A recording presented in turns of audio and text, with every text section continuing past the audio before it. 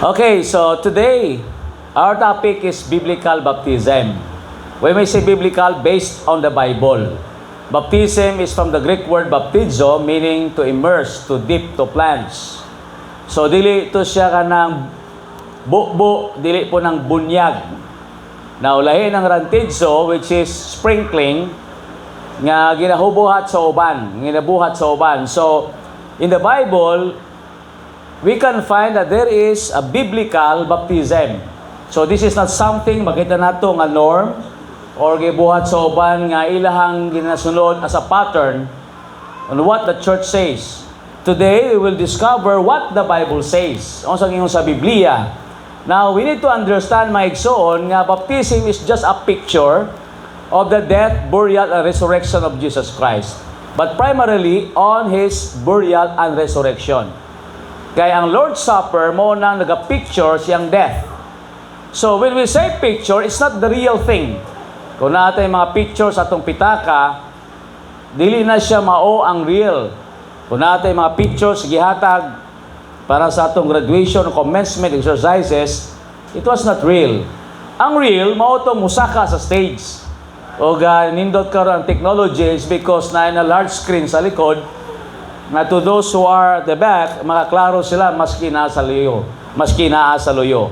Pero lahi gyud tong in person nga nisaka dito sa stage. So picture is just a form. So dili ni siya the real thing is because ang baptism nagahulagway lamang sa paglubong pagbanhaw ni Jesus.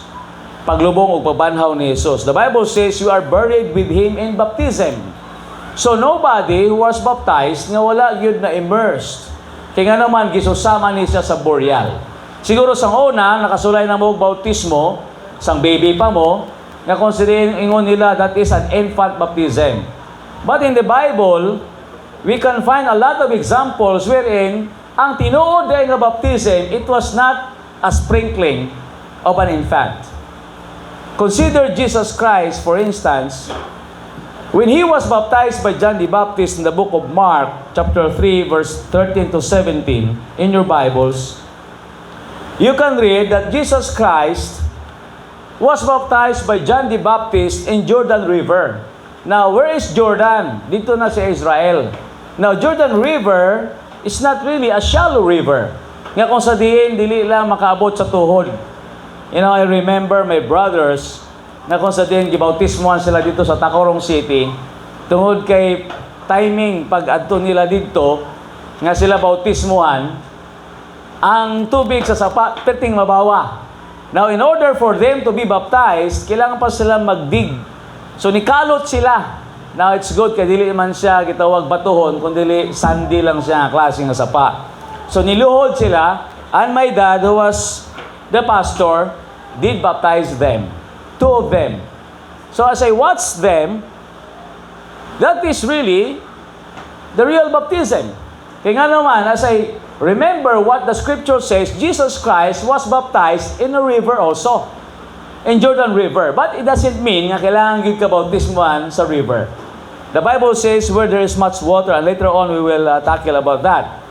But today, we will talk about the three elements which are necessary for the administration of biblical baptism. Siguro makaingon ta nga, naana mo ko'y bautismo. Na bautismo naman ko sa una. So what's the difference? O sabay kalihan nini? Bago ba ning katudloanan? Bago ba ning nga katudloanan? I tell you, it's not a new doctrine. It's not a new teaching. This is a very, very old one, which is Jesus Christ. He Himself demonstrated it. Now, the first thing that we can find concerning biblical or scriptural baptism is that it necessitates a saved person as the proper subject. It necessitates, kailangan di ay ang luwas nga tao para siya maging kandidato bago bautismuhan. Paano na siya? You know, sa Biblia, naay gitawag requirement. Ang only requirement ipangayo sa Ginoo para ang tao pwede bautismuhan is that nga siya na ay personal relationship with Jesus Christ. Now, this is something kundi ginapasayon para sa inyo, pero this is the truth. Kaya in the time of Jesus Christ, those disciples who were baptized by John in Mark chapter 1, verse 5 to 9, there were those people who repented. They were those who repented when John the Baptist preached, repent, for the kingdom of heaven is at hand. Now, repentance is metanoia in Greek, meaning you change your direction. Sa una siguro, diri ka paingon, ang imuhang gusto, ang mga layaw sa laman. So, when you give your heart to Jesus, diri na ka ngagatapit, padulong. Okay? So, it is a change of heart. Nausab ang imong perspective, ay imong mind, nausab, sa una, kalibutan ang imong gusto, karon gusto mo na ang gusto sa Diyos. Now, when a person surrendered his life to the Lord, pasabot, si Lord na mo reign siyang kinabuhi. Not my will, O Lord, like Jesus said, but your will be done. Now, those disciples nga naminaw sa pagwali ni John the Baptist, when they responded, taod-taod, nagpabautismo sila. In fact, immediately. Sa panahon nga to, sa adlaw nga to, nagpabautismo diretso. Now, who is John the Baptist? Now, John the Baptist was a special disciple of Jesus Christ, or that is the special messenger of Jesus Christ. Ang purpose lang is to prepare the way. Paano i-prepare ang way? Usahay, diri sa tuwa, kung may mag-abot ng mga special nga mga guests, especially ang atong mga honorables, ato gina-paved ang dalan, ginaayo gid ang dalan. Kaya nga naman, gusto nato ang atong bisita na ay komportable nga biyahe. Maski sa mga international nato nga mga diplomats or visitors, mo po nang nabuhat sa mga Pilipino. Now, before Jesus Christ came, God prepared John the Baptist. Now, they were cousins. Ang iyang mama ni si Elizabeth. While si Jesus Christ si Mary. No, ang iyang earthly nga mother, Mary. So, makita nato sa Biblia, si John the Baptist unang gipadala sa Diyos is because Jesus Christ will call the first members of His church. Now, when we say church, this is from the Greek word ecclesia, meaning a called out assembly. Commonly, pagkadungog nato og church, we are talking about church building. But actually, the primary meaning of church, it's not the building, it's the people. It's you. Ang mga tao nga gipangtawag, it's a called out assembly of those who are saved and scripturally baptized believers. They gathered together for the purpose of carrying out the Great Commission. They would carry out the Great Commission. So, ipadayon nila ang gisugdan ni Jesus Christ, and that is to preach the gospel, to baptize the believers, and to nurture them that believe. So, the Bible is telling us nga si John the Baptist mao ni andam. So, when John the Baptist preached, he did baptize those converts.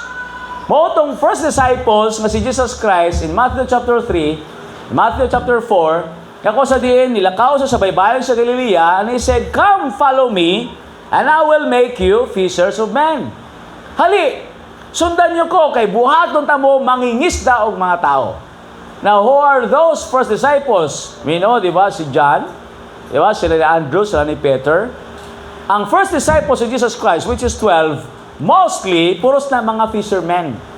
Now, those fishermen in their time, that is a very, very common job.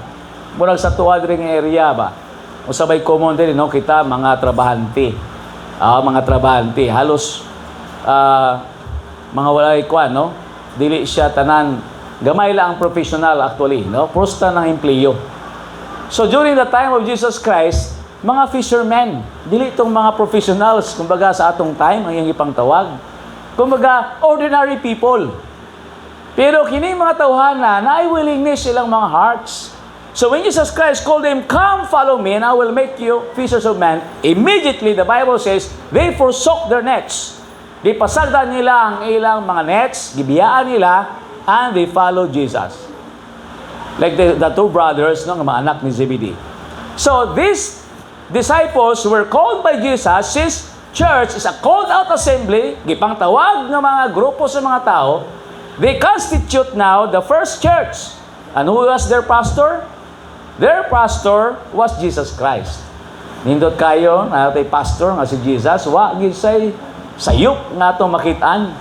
They were so blessed because ilang pastor, si Jesus Christ, the Son of God, who is perfect. Mabitaw, enjoy gid sila pagkuyo kay Jesus. You know why? Not only Jesus Christ is feeding them spiritually, but they are also full physically.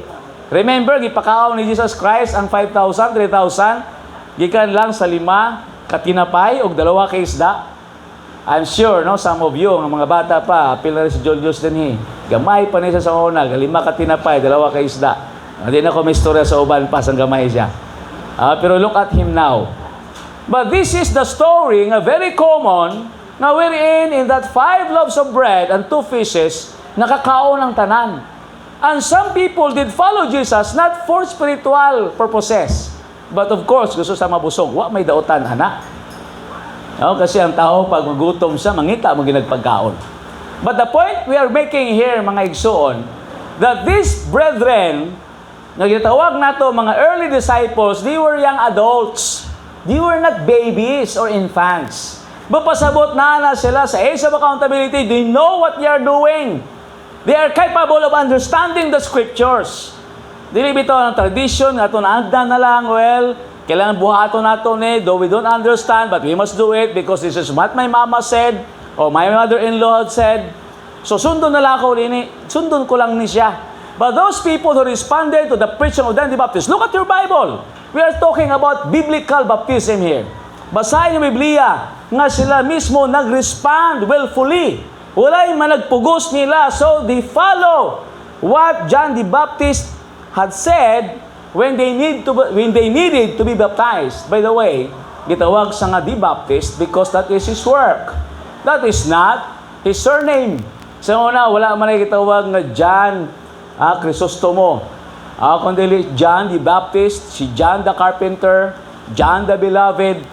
So mailhan na siya siyang description kung sa siya nga klase no nga pagkatao, nga depende po siyang trabaho o siyang kinaiya. But the Bible is telling us, mga igsoon, na these disciples were baptized by John the Baptist. These are saved people. When we say saved, those people who have repented their sins and trusted on the Lord Jesus Christ as their Savior. Nga nung makaingon ta nga sila mga luwas, nga intangible man na, di man makitaan ang Holy Spirit nagpuyo sa imong kasing-kasing. You know, when Nicodemus had this conversation with Jesus Christ, ingon ni Jesus Christ kay Nicodemus, you must be born again, Nicodemus. Now, napasil si Nicodemus, sulti niya, I'm too old. Kailangan pa, magbalik pa sa tuwangkan sa akong inahan. Shall I enter again to my mother's womb?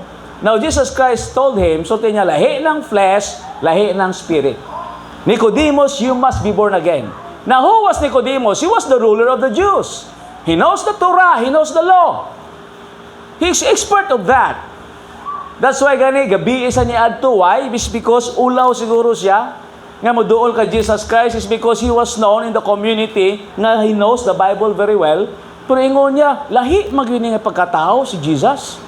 Kaya nga naman, kung wala ang Diyos kaniya, he cannot do these miracles. What is that miracle? Miracle is a supernatural nga gitawag natong happenings or occurrence nga kung sa din beyond the natural law. Bupasabot na siya ginabuhat nga dili normal sa tuang pananaw. Kung naatay gitawag bagyo, of course, na gitawag nga storm. But Jesus Christ could calm the storm. He can even raise the dead. So makita nila, grabe si Jesus. He fed the hungry. He raised the dead. He cleansed the lepers. Gihimo niya ang mga blind to see, ang dumb makadungog, makasturya, ang deaf makadungog. You see? Kung he was just an ordinary man, he cannot do that. Pero ingon Nicodemus, he was a special man. He must be a man came from God. So grabe ang iyang curiosity. So giadtuan siya sa gabi But he was amazed. Kaya naman, he was thinking siguro, nga si Jesus Christ, makig-istorya kaniya nga, hey, Nicodemus, you're so good, you're a good guy. You know a lot from the Word. Pero ingon ni Jesus Christ, straightforward, so tinya, Nicodemus, you must be born again. Now, Jesus Christ is telling Nicodemus, kinalibog naman si Nicodemus, so tinya, lahi nang sa flesh, lahi nang sa spirit. But pasabot, ikaw kailangan ma-born again. It's not the religion, ha? It is a process wherein a Christian could obtain the renewal of the Spirit. When we were born sinners. We are marred by sin. There is total depravity on that. Body, soul, and spirit, nakasala tas tuwangan sa Diyos. Romans 3:23, the Bible says, for all have sinned and come short of the glory of God. Ako, ikaw, kitang tanan makasasala. Nobody could boast today nga siya way sala. Maingon ta, gamay ma akong sala, siya dakong sala. Sa tubangan sa Diyos, tanan, sala. When the Bible says, come short, it means fall short. So God provided a way. He sent a Redeemer in the person of Jesus Christ, who is perfect. Because we as sinners, ang sin mo nang hindrance sa tubangan sa Diyos. That's why we cannot enter heaven. And there must be a sacrifice, a payment. You know what God said? You know what God did? In John 3:16, as we all know, for God so loved the world that He gave His only begotten Son, Jesus Christ. Notice that whosoever, if any man, believeth on Him, on Jesus Christ alone, who is the way, the truth, and the life, should not perish or go to hell, but have everlasting life. And that's the good news, my friend. Nga si Jesus Christ, He took our place. He was our substitute. Paano ang tao maluwas is because of what Christ has wrought on the cross. Kung sa gibuhat na dito, ibawas ako sa, this is the gospel that even Paul preached. So therefore, I am not ashamed of the gospel of Christ, for it is the power of God unto salvation. Di na ko ikaulaw ang pagsangyaw sa mayang balita. O sa mayang balita, nga si Jesus namatay sa imong mga sala. Gibayran niya dito ibabaw sa cross, gitubos niya ka para ikaw may kaluwasan. Kaya nga naman, the blood of Jesus Christ is the basis of our justification. Ang dugo ni Kristo Jesus maunang hihugas sa atong mga sala. In 1 John 1:7, the Bible says, and the blood of Jesus Christ cleanseth us from all our sins. It's not water of baptism. It's not baptismal regeneration. Kanang pabautismo ta from hugas atong sala. No. Even gani atong buling gani, di gani matanggal kung maligo ta, di ba? Kailangan ta manglugod. I ask my son this morning, no? Kaya alam ako na, kulba-kulbaan na ako mga anak, basta may example ko sa wali. Basta negative ang notion. Ako na sa pangutana, kung nang naglugod ba ka? Every time, no, makahinumdum ko, mangutana ko, nang lugod ba ka? It's because taking a bath, no, may having a shower, it's not enough. Sa ato na nakapuyo o naka-experience ang kinabuhi sa rural o sa bukid, na-enjoy nato ng sapa. Ganung dugay ta mo man maligo, mangwa patag mga bato. No, kagatong hinihinay, luguran ang atong mga panit. You know, we remember our parents, kanunay na sila, nagalugod nato. Kung sahay, maano nato ba, no? Ma-miss nato ang mga moments nga atong ginikanan sa una, no? Nagalugod nato. Grabe ang ilang paghigugma. But the point here, the blood of Jesus Christ is the one who cleanses us from all our sins. You know, in the Old Testament time, the book of Hebrews, almost all things are being purged or cleansed by the blood. But the Bible says, for without the shedding of blood, there is no remission of sins. The word remission means forgiveness. Kung walay dugo ni Kristo Jesus, dahil walay pagkahinlo o kapasayloan sa atong mga sala. So those people who are saved, they are saved by the blood of Christ. Dili dahil pinaagi sa ilang binuhatan, dili dahil silang pagkabuutan. I am telling my students, again and again, every time kami magklase, basta matouch ng word ni grace. You know, grace is God's unmerited favor. Wala mo na gitrabuhan. You don't deserve that. But God, through His riches, in His mercy, He sent His Son to be the propitiation. He was our satisfaction. Siya ang katagbawan sa amahan. Nga naman, gipulfill niya ang gipangayo sa amahan. Nga pagkamatarong, you cannot pay for your sins by your good works. You're not good enough. Siguro makahinumdum ta nga na mga tao nga na priso. Kung kailangan sila nga na mulukat, na bail bond, temporarily sila nakagawas because somebody paid it. Nga tagagawas. Now all of us are sinners. We cannot save our neighbor, even our family member, even your sister and brother in the flesh. But Jesus Christ can. So gibuhat ni Jesus Christ, He gave His life willingly for our sins. He was born to die. We all born to live. Kita nabuhi ta dinhi kay gusto nato maging successful kini kinabuhian, we can be a blessing to others, but Jesus Christ is contrary. You know, salvation is possible. That's why Ephesians 2:8, for by grace are ye saved. ED, not safe. Not will be saved. Or will be saved, but saved. But pasabot sulti ni Pablo sa mga taga-Episo nga mga brethren, kamo sa grasya nangaluwas. Dili para maluwas, nangaluwas. So siguro makuno nata, are you boastful? Are you bragging your salvation? How do you know for sure that you are saved? Buhi pa man ka, na pa man ka sa yuta. That's why this is what Jesus Christ, back to Nicodemus. Nicodemus, you need to be born again. Nagtingala si Nicodemus, sulti ni Jesus Christ, lahi ang sa unod, lahi ang sa Espiritu. It's like the air, sulti ni Jesus Christ, the pneuma. This air, you don't know where it came from and where it goeth, but there is air. The same is true when a person believes on me. Muna ang sumpay, John 3:16. Ang di mo tuo kanako, sulti niya, may kalaglagan ang mo tuo na ikinabuhi ng walay katapusan. Now dito si Nicodemus, iyang yun, nadunggan ang pasabot sa born again.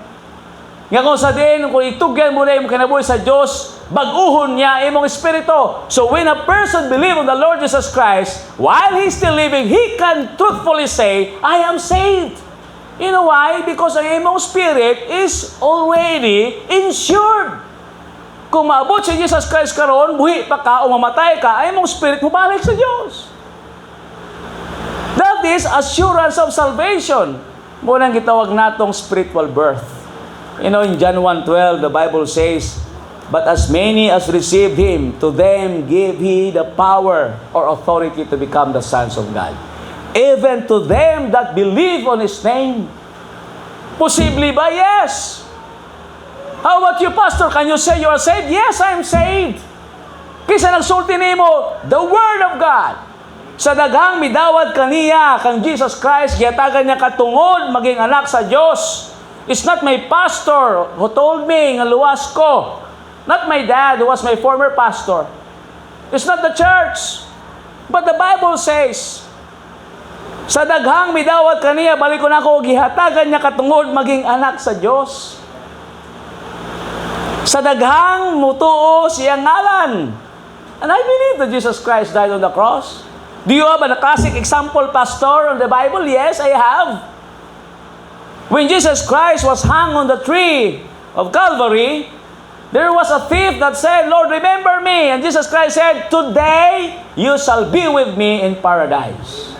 Karong adlaw kuyog ka sa paraiso. Luwas sa dili. Luwas, buhi pa siya. Pero there is now an assurance. Munang kita, we are not boastful. Wala tagapahambog. Nga kita, luwas na ta, samtang buhi ta. We are talking about spiritual condition. Samtang buhi pa ta, makaingon tang luwas ta. Kaya nga naman, we know where we are going. We know where we are going. You know, if you are paying some insurances like an SSS, Social Security System, or whatever, insurances, whether it will be public or private, makita nato nga when you received a receipt before, I have taken an insurance commission exam. O isa na sa among questions, no, very very common. Now when you received a receipt, you are now entitled for the insurance, for the benefit. Maski wa ka pa na disgrasya, nagbayad na ka o nakadawat na ka sa gitawag nga resibo, you are entitled for that, maski wa pa ka disgrasya. Memorial ba na, burial, whatever nga benefit, samtang buhay pa ka, you are sure. Nobody would pay kung maingon, mabukan nato na kung patay na ka. Huwag mabayad na. Pero nga nung naatay kay Esau, is because we have been assured. Gisiguro ta. You know, ingon Jesus Christ, those who believe in me should not perish but have everlasting life. Ang nagtuo nako, he will not come into condemnation but is passed from death unto life. So that is a saved person. So a person is saved because of his repentance toward God and faith on the Lord Jesus Christ. And this salvation, it will lead him to baptism. Now, baptism cannot save a person. The thief on the cross died without baptism, but he's bound to heaven. Lazarus, naasa sa gitawag paraiso, sa sabaka ni Abraham, wala man siya kaaging bautismo as what the scripture says. Wala mang resulting, he was baptized. Maybe he was baptized, pero kung tanaw nato ang story or narrative, gingon dito, they have Moses. They have the prophets, let him hear them. Maminaw sila kay Moses. Pupasabot din hindi sa Biblia, a person is saved by his repentance toward God and faith on the Lord Jesus Christ. Look at the life of Eunuch. Eunuch was baptized by Philip in Acts chapter 8, verse 38 to 39, nagibasa kanina sa scripture reading. If you look back again sa verse nga to, and he commanded the chariot to stand still, and they went down both into the water, and both Philip and the eunuch, and he baptized him.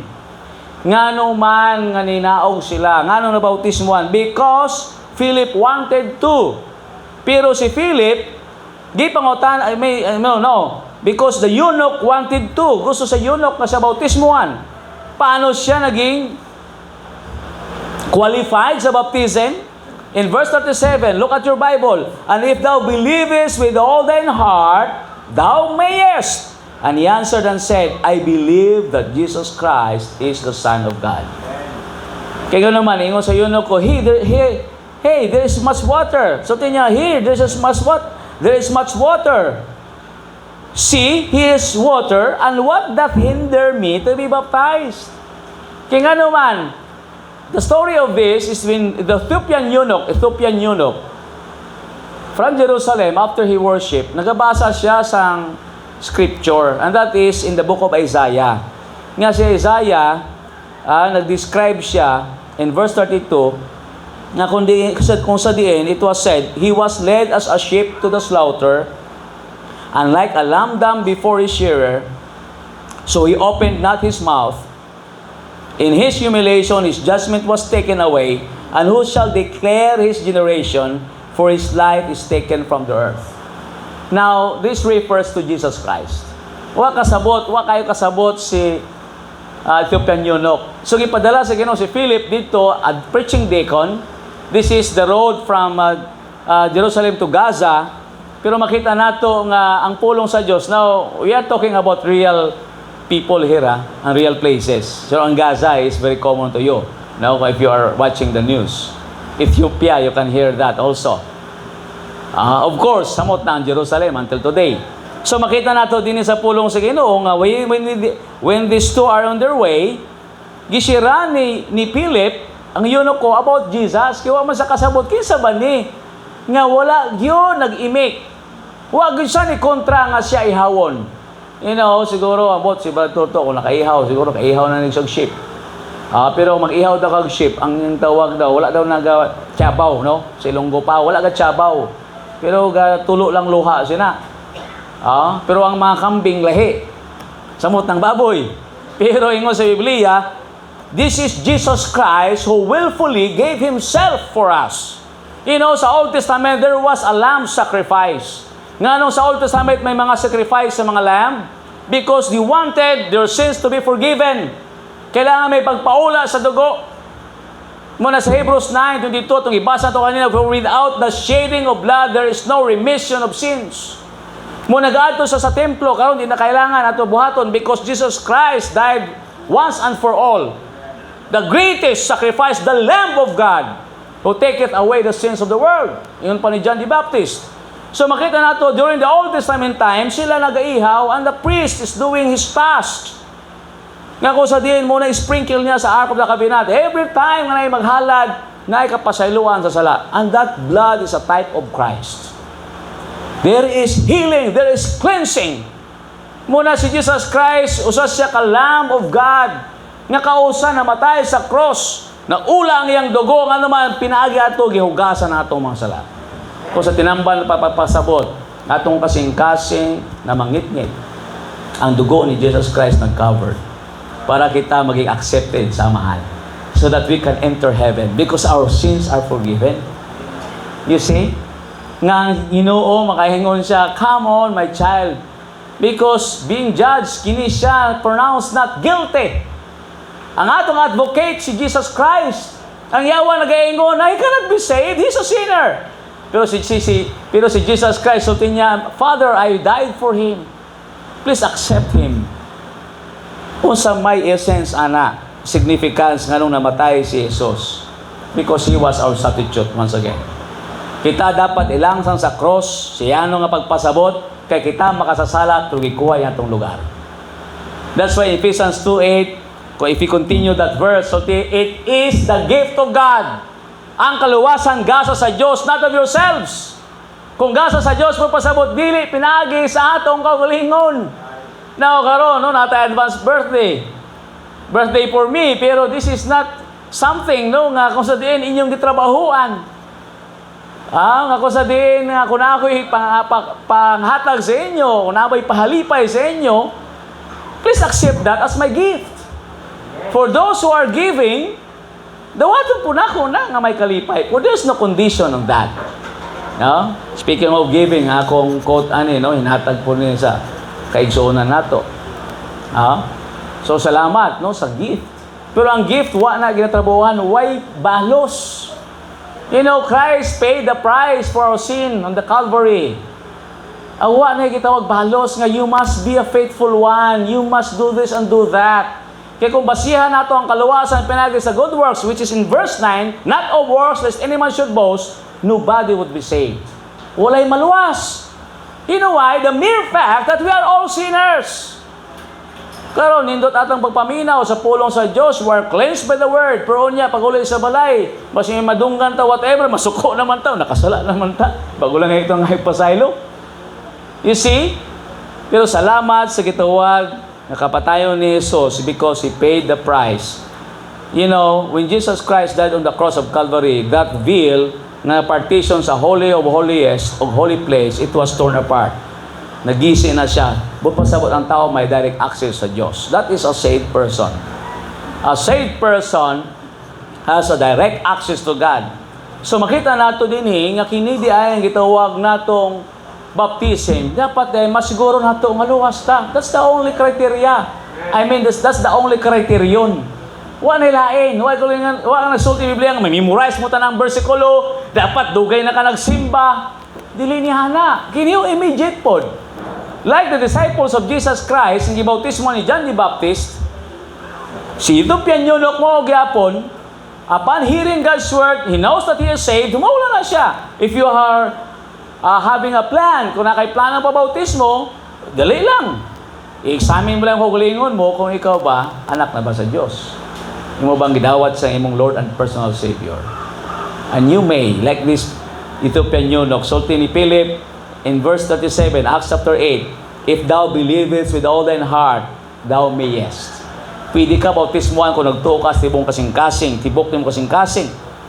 Ang so ito bag sa ito panyunok, and he answered and said, I believe that Jesus Christ is the Son of God. So why is it important? Why is it important? Ganun importante yung mapabautismo nga. Pwede man diay nga luwas lang ta, paheaven bitaw ta, tinood ka na.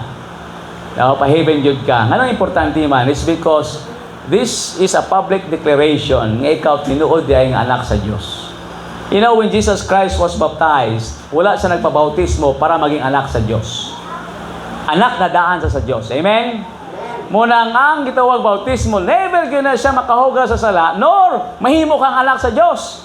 It is a public declaration that I am a child of God, I am a child of God, and I want to follow Him all the way. Muna ingon sa Bible, if you love me, keep my commandments. That is the proper context. Dili nga i-keep ang commandments na ng balaod, you try to obey it all, and you fall short still. Di gyapon nimo masulod ang tanan. This is what Jesus Christ as modeled, gimodel niya ni, and we can find in the scripture nga si Jesus Christ is the pattern. Siya ang atong sundon, dili diay ang tao, ang iglesia, dili ang pastor. Si Jesus Christ diay nga si Jesus nagpabaptize because He is the Son of God. He was the best example. Di lamang mga disciples, gibautismo ni John the Baptist dito sa Jordan River, even Jesus Christ. Kaya siya na picture nga nagkuha daw sa palm of hand, ni anak lang daw to si John the Baptist, tapos gibubo din niya sa ulo. So what's the use of going down into the water? Ethiopian eunuch ganyo, they went down into the water and went up into the water. Nga nung madto pa mo, lublob pa mo dito, kung dili na immersed, tibuok lawas. Nabay lubong ang kamot nagagawas? Kung burial ang isimbolo ani, gipicture ani, sa tupa, tibuok yun lawas, gilubong. So di pwede nga baso ng imong ulo. I-pour out lang, o nakasasapat, tapos magbubuay lang mo dito, dapat yun, ilublob.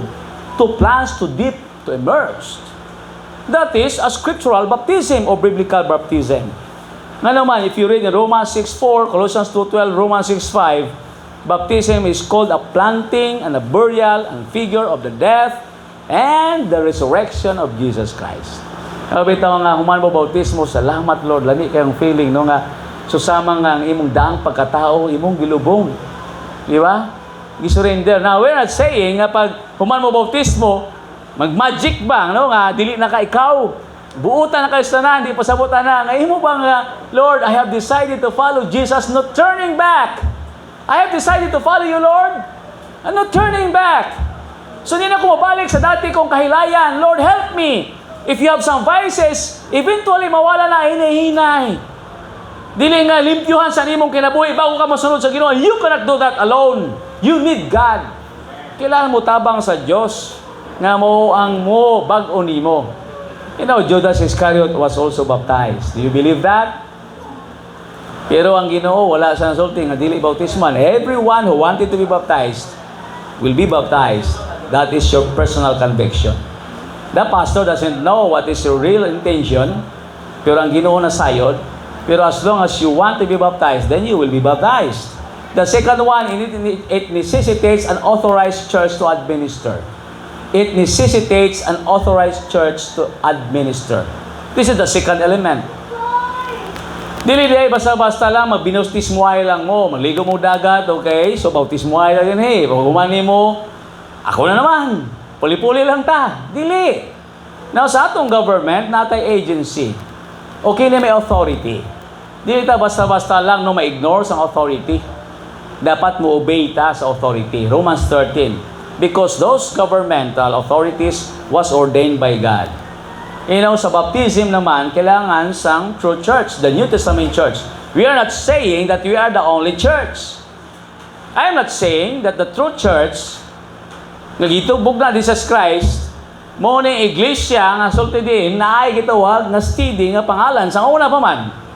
You need to understand that when Jesus Christ built His church, wala ito'y pangalan. Would you agree? God is so wise and Jesus is so wise nga wala siya gitawag title. The Church of Christ in Jerusalem, the Church of Jesus Christ in Antioch. Paul is addressing the church in Ephesus, in Corinth. But they understood that Colossians 1:18 says, they understood what Colossians 1:18 says, that Jesus Christ is the head of the church. Si Jesus Christ ang ulo sa lawas, mao ang iglesia. So, sabtan nila nga this is the church that Jesus Christ built. How do we know nga kita na sa tinuod ng iglesia? Tungod sa tinuod nga katudloanan. Through His doctrines. Throughout history, ang tinuod ng iglesia ni Jesus Christ nga gitagan ng authority to administer is the church that conformed to the Word. Dili nga tanaw-tanaw sa gitawag nga title lang. Nindot man nga Blessing Missionary Baptist Church. At least we can identify one of the true churches nga mo nilang doktrina. Pero ang Ginoo very wise. Wa niya ginganlan tungod kay gusto niya nga dili ni madala lang sa pangalan. Ilhon nato ang katudloanan kung iya binin sa Dios. You can have a name Christian pero ang imong kinaiya tell otherwise. Pwede Christian yung pangalan, pero imong behavior, wala ginagpakita ng ikaw Kristohanon. Now, we love names. Don't get me wrong. Gingan lang ta para dili ta ma-identify kung what ay pangalan. Paano nato na ma-identify kung nasa tangwad to? Kung kaysa atong duulan. Pero sa Biblia, mga igsoon, the church that Jesus Christ built, those marks could be seen in those doctrines and its practices that is based on the Scripture. So makita ito sa Biblia, ang ordained minister does not have delegated to him the authority of administering baptism at his own discretion. Di pasabot, even I'm an ordained pastor, di pasabot nga bautismohan ta ka sa akong katungod. Now, just like a policeman, dakpon ta ka sa akong katungod. Or a judge could say a verdict sa akong katungod. Dili, by the authority vested upon me. Kaya nga naman, when Jesus Christ said, if you will, open your Bible, Matthew 28, 8-20, the Bible says, Go ye therefore into all nations, baptizing them. Go ye therefore and teach all nations, baptizing them in the name of the Father, of the Son, and the Holy Ghost, teaching them to observe all things whatsoever I have commanded you, and lo, I am with you always, even unto the end of the world.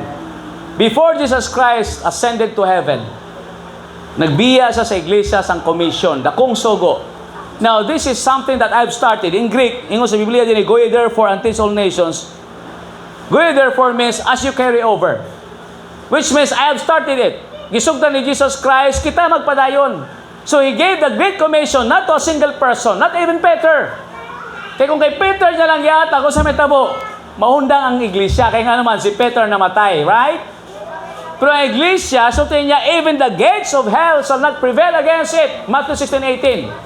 You are Peter, the small rock, but upon this rock, this big stone, I will strengthen my church. Ligunon ko ang akong iglesia. Whose church is that? It is the church of Jesus Christ. Not Peter's. Dili kay Pedro. Dili sa mga apostoles. Kay Jesus Christ. And He gave this authority to the church. It's not the individuals, but He's given it to the church. Remember what ecclesia means? Not assembly. Mabitaw ang iglesia ni Kristo Jesus in Matthew 16:18, so niya, and the gates of hell shall not prevail against it. Masiganghaan sa impyerno, dili buntog bakit nini. Dili buntog. Panahon ni Jesus Christ, panahon sa mga apostoles, nangamatay mga apostoles, nagpadayon ng iglesia, maski gipangluto sila. In every generation, maglalahi may lang lugar, maglalahi may lang mga pangalan, but still, ang iglesia ni Kristo Jesus nagpadayon. And how do we know that? By its doctrines and practices. Which is the rule of faith and practice is the Word of God. Hindi ato mailhan. And Jesus Christ hath promised, I will be with you always, in verse 20, in Matthew 28. Ako mukuyog. Muna iglesia ni Kristo until today, nagpabili na siya. Hangtod siyang pagbalik, iyan ang pagkakwao na sa bride. So makita nato sa Biblia, nga maski ang mga disciples, wala na sila gitagahan og authority sa Ginoo. Kundi ang iglesia, they represent authority. So makita nato din nga ang sole authority for administering baptism, it was the church. Siguro mag-question ta, ano man si pastor man na bautismo kung dapat iglesia. So ang iglesia, naghatag katungod sa pastor. Di man tanan ta magtapok, no, wag ilublob, mangguot man ta, no, o di man tanan makakalublob. Okay, mangguot ta. So the pastor was given the task, pero mingon siya, by the authority that is vested upon me, by the Church of Jesus Christ, I now baptized you in the name of the Father, of the Son, of Holy Ghost. Particularly by blessing Missionary Baptist Church. You know, we have a good name actually, Missionary Baptist Church. Ngayon naman, that is really the nature of the church.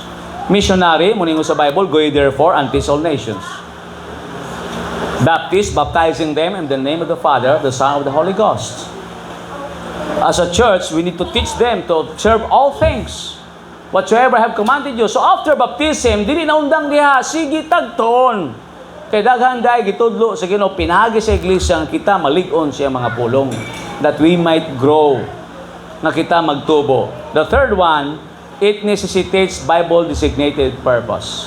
Not only it necessitates a saved person as the proper subject or candidate, it necessitates an authorized church to administer. So dili lang masikin sa nga church. Kung nabautismo ka sa una, ang question ana, kinsa bang authority? Nasabtan mo ba kung kinsa nagbautismo nimo? Nasabtan mo ba kung ikaw ba luwas during that time? Nasabtan mo ba nga gibautismohan ka sa daghang tubig? Now, this is what the Bible says, not the pastor says. But if you are a Bible believer, you must look at it. Examine it. Kung ang ibong baptism ba is a scriptural one or based on the Bible. Now, I'm not judging you. You will be the one to judge yourself. In biblical baptism, the third one, it necessitates Bible-designated purpose. So the purpose of baptism, its design and purpose, is that the one being baptized may make manifest to the world his identity with Jesus and His church. Nga kung sa diin, diya sa bautismo di ay, as I have said a while ago, nga we are declaring ourselves that we are really the followers of Christ. Diya ito na ikaulaw. Nakita sumulong doon ni Kristo. Munang I have decided to follow Jesus, may awit na no turning back, no turning back.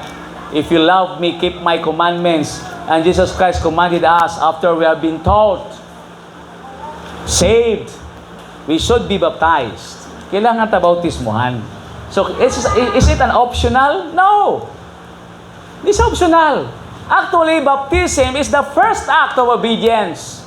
Kamunang pinakauna ni mong pagabuhaton after na ikaw naluwas. Di man pwede nga, Lord, di lang ko taman. You want to grow. Baptism cannot save you. But baptism, it identifies you that you are one with Jesus. And you are now a part of His church. Later on, we'll talk about that concerning being a part of the church. In Matthew 3:15, first, we'll read this. And Jesus answering said unto him, Suffer it to be so now, for thus it becometh us to fulfill all righteousness. Then he, John the Baptist, suffered him. Ingon ni John the Baptist, dito ko kailangan magbautismo ni mo, Jesus, because you are the Son of God. Ako dapat gani bautismo ni mo. Di gani ko worthy nga mag-antay sa imong shoes. Grabe ka.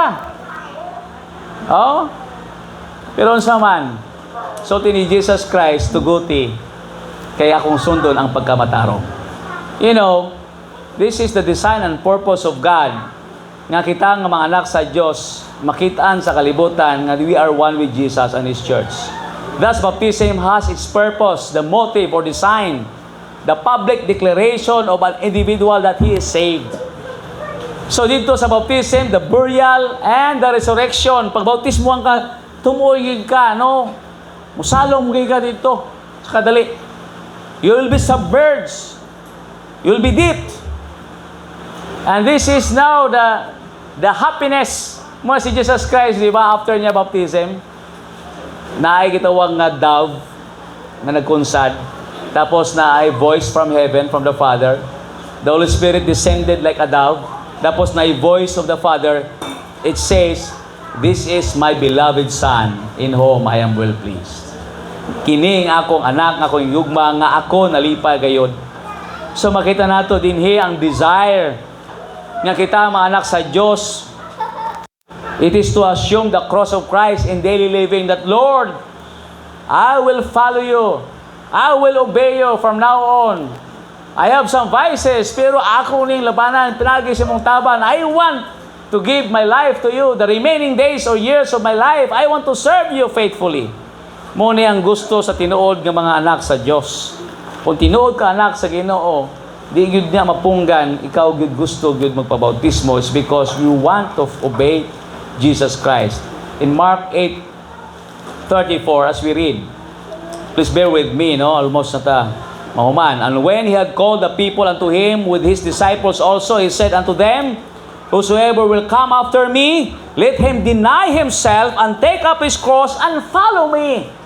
Kung tinudanay kita mo sa Ginoo, take up your cross. Deny yourself. Usahay mo may mga baggages mong sa kinabuhi, nung di ta mo sunod-sunod, what will others say?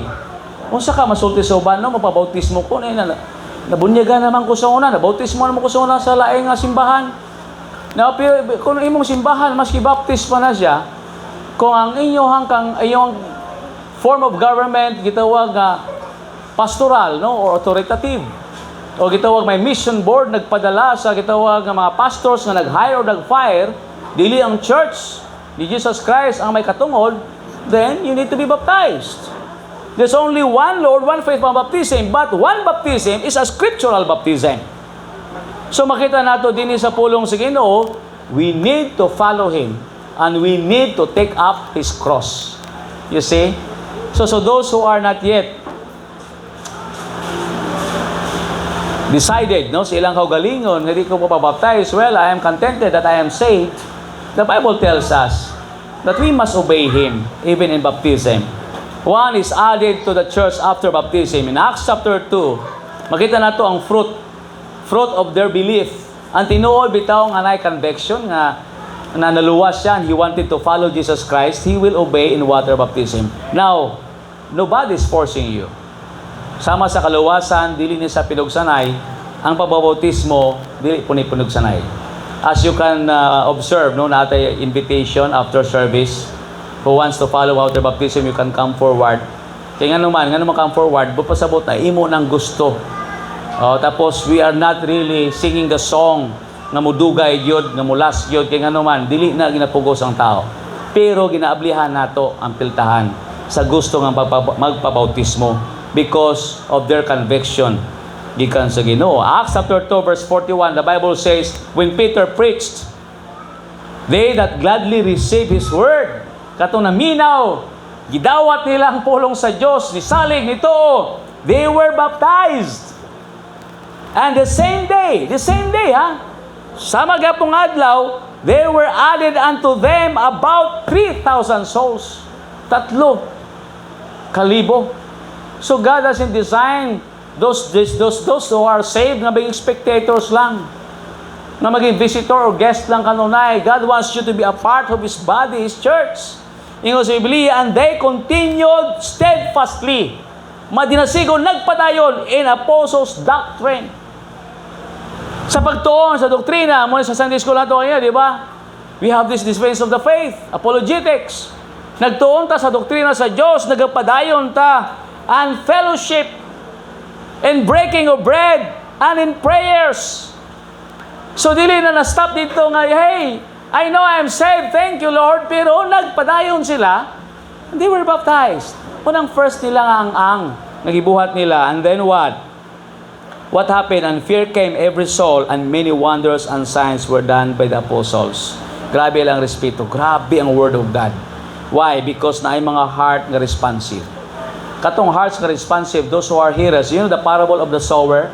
Nga katong naglabay siya, some fell on the good ground, nagtubo gyud, nagrespond. Ang uban dito lang sa gitawag nga soil nga thorny, kay naman daghan pa mga sampinit, di pa ko ka-surrender sa Ginoo, kay daghan pa mga kong bisyo nga di na ko mabuhian. No? So, naa sila yung Word of God, pwede kayo sila mutubo, maayo. Ang uban dito sa stony ground, na nagamay lang ang boys, for panahon nga mapagsulay, makabiya. Pero ang uban, nakapaminaw lang, susama dito sa binhing, naa sa kadalanan, totoo, gikuha lang sa uwak, no? Gikuha lang sa langgam. Totoo pa, wala lang to. O sa pasabot ni Jesus Christ, there are different kinds of hearers. May mga hearers good nga maminaw, nga naagi sa good soil, nga nitubo. Wala na yung mga sampinit, wala yung nagtubo. Umamunga gid sa saktong panahon. You know, God wants you. If you will ask yourself, it is God's will for me to be baptized? Yes, it is. This is what the Bible says. Pero this is something, no, kailangan pugso mong huglingon. You know, I was 10 years old when I was baptized. Pero 10 years old po ko nakadungog nga kailangan dahil ko maghinuso sa akong sala kay nadlok po ko impyerno. I want to be in heaven. You know, nag-respond po ko sa preaching sa akong daddy. That's not because my dad was a pastor. Automatic po ko palangit. It's a personal relationship. Tandaan na to na. Your parents, though how faithful they are to the Lord, they cannot save you. Hindi ta pwede manggunit silang palda. Personal ni mo na siya ng relationship. So I decided to follow the Lord through water baptism after I have received Him as Lord and my Lord, after my Lord and personal Savior. My children, 14 naman isa 12, pero wala pa sila baptized. You know why? It's because even me as a father, I cannot force them. My task is just to let them know the requirement of salvation, kailangan, the requirement of baptism, na kailangan saved sila. So from time to time, explain sila ang salvation, masabtan nila, unta, no? Tapos masabtan po nila nga ang baptism, it is just an obedience to God a picture na you are identified with Christ and you want also to be a part of the church. Now, taas kayo, 4 years o 10 years old, and still today, I still remember nga gidawat ko si Jesus Christ nga kung manluluwas o gibautismuhan ko sa swimming pool by my dad dito sa Tacurong City. Now, for you, nga naminaw karon, siguro wala ka pa na-baptized sa scriptural o biblical na baptism, siguro bunyag lang imong now you know from the Word of God. It's up to you. You will decide. For you who are also a part of the church, siguro nabautisma mo sa una, pero ang authorized sa church, katong Bible-believing na church, well, pastor, do not judge our church. We are also Bible-believing. Pero ang pangutana, kasabot ba ka sa imong kaluwasan bago ka gibautismuhan? Are you saved? If so, ang imong church ba nag-follow bagyod sa scriptural nga pamaagi, ang imuhang simbahan ba exercise sa democratic control? You see? Now, we are not saying that we are better than they. What ang sulti nga kita lang ang tama, we are not saying that. I don't know kung sa ang imuhang religious background o how deep you are in the Word. Pero ikaw lang mismo maka-examine sa mong kagulingon. But there are people, in my experience, nagpabaptize ko sila. Pabautismo sila usap. Kaya nga naman, they want to be assured of nga kinang ilang gibuhat, giilagyod sa Diyos. Giilagyod sa Diyos. Total, imo man personal. And again, it's up to you. Depende, it's your choice.